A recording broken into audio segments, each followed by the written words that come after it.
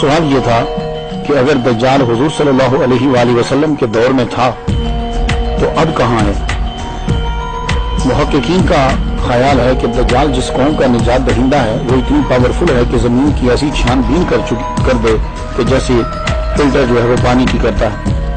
وہ دل و جان سے اسے ڈھونڈ رہے ہیں تو پھر بھی کیوں نہیں مل رہا؟ تو اس سے لگتا ہے کہ وہ کسی ایسی جگہ میں ہے کہ جہاں انسانی اپروچ نہیں ہے اور نہ ہی انسانی آلات کی اپروچ ہے. تو میں نے جو تحقیق کی پھر میں یہی پہنچا کہ وہ جگہ صرف برموڈا ٹرائنگل ہی ہے. اس کے علاوہ اور کوئی ایسی جگہ نہیں ہے کہ جہاں اسے ڈھونڈا نہ جا سکے.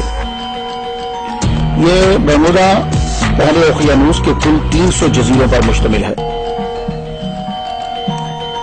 صرف 20 جزیروں پر انسانی مخلوق ہے، انسان ہیں، لیکن وہ بھی بہت کم تعداد میں.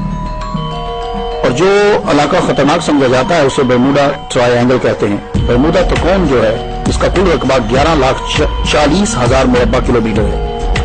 اس کا شمالی سرا جزائر برمودا، جنوب مشرقی سرا پورٹو ریکو، جنوب مغربی سرا اس کا میامی ہے، میامی فلوریڈا. آپ جانتے ہیں کہ فلوریڈا کا معنی کیا ہے؟ اس کا معنی ہے اس خدا کا شہر جس کا انتظار کیا جا رہا ہے.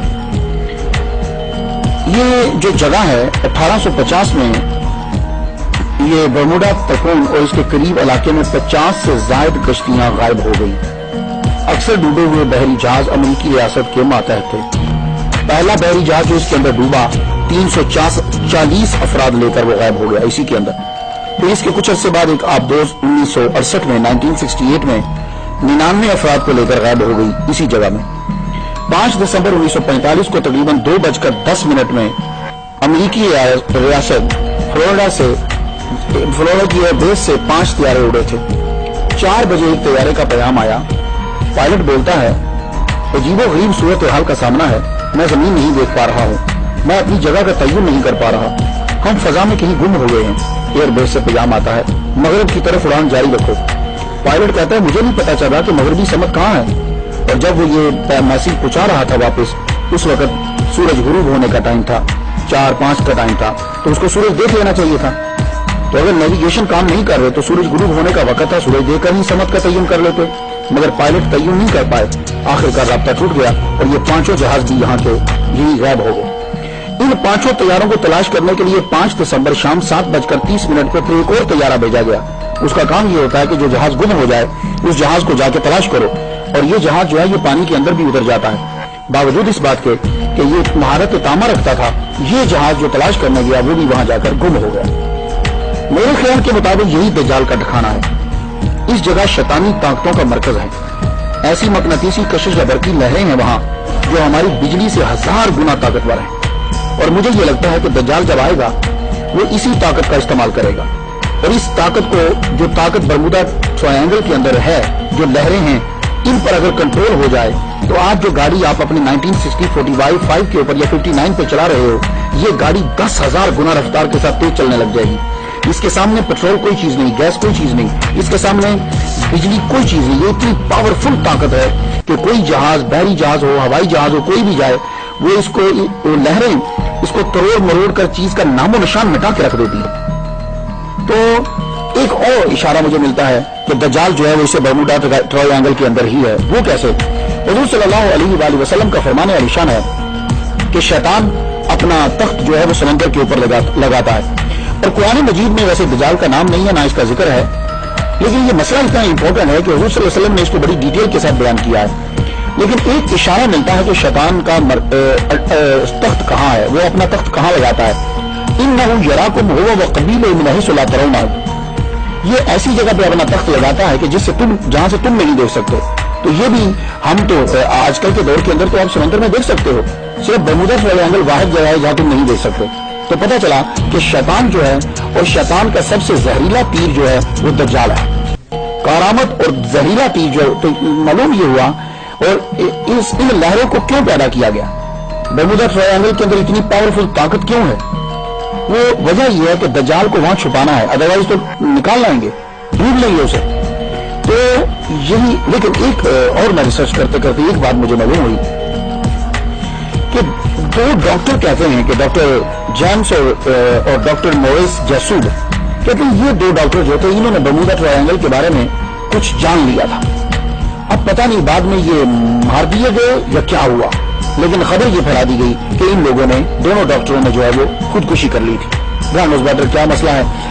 मैं तो ये कहता हूं कि अल्लाह ताला ने दज्जाल को शैतानी समुंदर और शैतानी जज़ायर में मकनातीसी कशिश पैदा करके आम इंसानों से मख्फी रखा है। जब हुक्म रब्बी होगा तो इसके हाथ खोल दिए जाएंगे, क्योंकि उसके हाथ बंधे हुए हैं गर्दन के साथ, घुटने और टखने जंजीरों से बांधे हुए हैं, और वो भी आजाद कर दिए जाएंगे और वो बाहर आ जाएगा। और हो सकता है तब अल्लाह ताला मकनातीसी लहरों को कम कर दे, या ये होगा कि वो इन लहरों के ऊपर कंट्रोल पा लेगा। उसकी वजह यह है कि कुछ लोगों ने बर्मुदा ट्रायंगल के ऊपर उड़न तश्तरियां देखी हैं। वो जो एलियन की नहीं आप देखते, वो एलियन जिस पर बैठ कर आते हैं, आपने अक्सर देखा होगा, वहां उनको उड़ते हुए देखा है। तो हो सकता है कि दज्जाल की पावर इतनी ज्यादा हो कि वो उन लहरों के ऊपर भी कंट्रोल कर सकता हो। अब सवाल ये है कि समुद्री जजीरे से निकलकर दज्जाल बाद में पब्लिक के सामने कब और कहां से आएगा?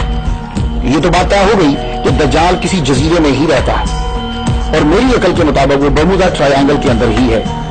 क्यों? कि वहां अभी तक किसी की रसाई नहीं है, और अल्लाह ताला ने उसको छुपा कर रखना है जब तक कि जब उसके जाहिर होने का टाइम नहीं आता। अब यह है कि जब वो वहां से आएगा तो फिर पब्लिक के सामने कब आएगा, आलमी ऐलान कब होगा, लोग उसको जानेंगे कब? तो दज्जाल के पब्लिक में आने से पहले कुछ अलामात हैं, वो मैं हदीस की रोशनी में आप तक पहुंचाना चाहता हूं, क्योंकि हदीस से बढ़कर हमारे पास कोई यकीनी जरिया जो है वो नहीं है। मुस्नद इमाम अहमद, अबू दाऊद शरीफ, तिरमिज़ी शरीफ में हजरत मुआज़ बिन जबल रज़ियल्लाहु तआला अन्हु से रिवायत है, हज़रत सल्लल्लाहु अलैहि वसल्लम ने फरमाया कि बैतुल मक़दिस की आबादी में मदीना की वीरानी है।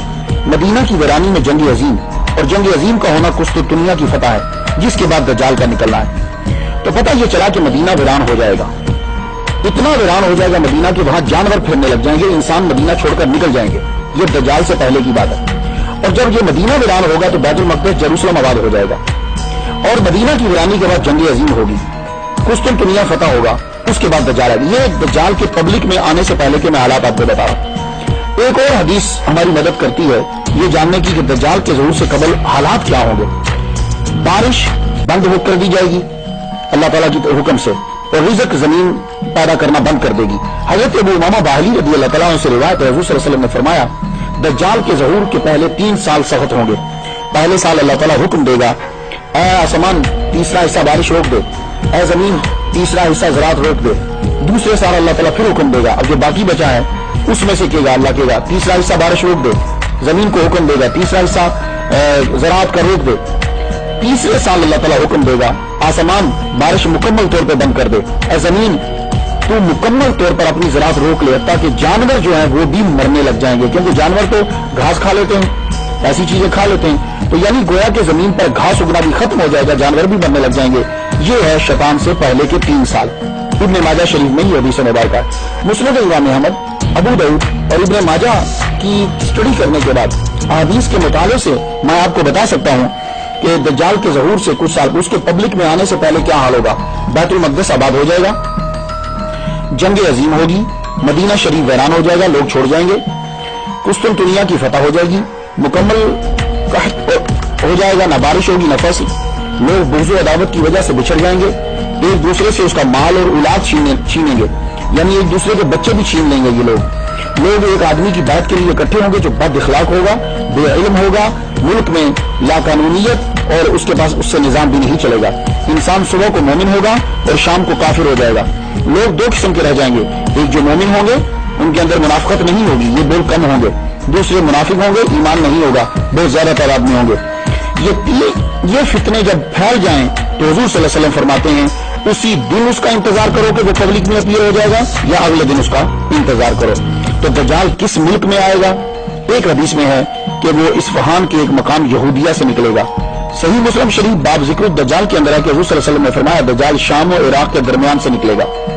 हो सकता है कि वो निकले तो शाम और इराक के बीच से, मगर पब्लिक में ऐलान तब हो जब वो इस्फहान, ये ईरान का शहर है, वहां के यहूदी बेताबी से उसका इंतजार कर रहे हैं। हो सकता है कि जब ये वहां पहुंचे तो पूरी दुनिया में खबर जो है वो आम हो जाए। अब हमें ये देखना है कि जब ये आएगा तो इसके पास पावर कितनी होगी और ये करेगा क्या।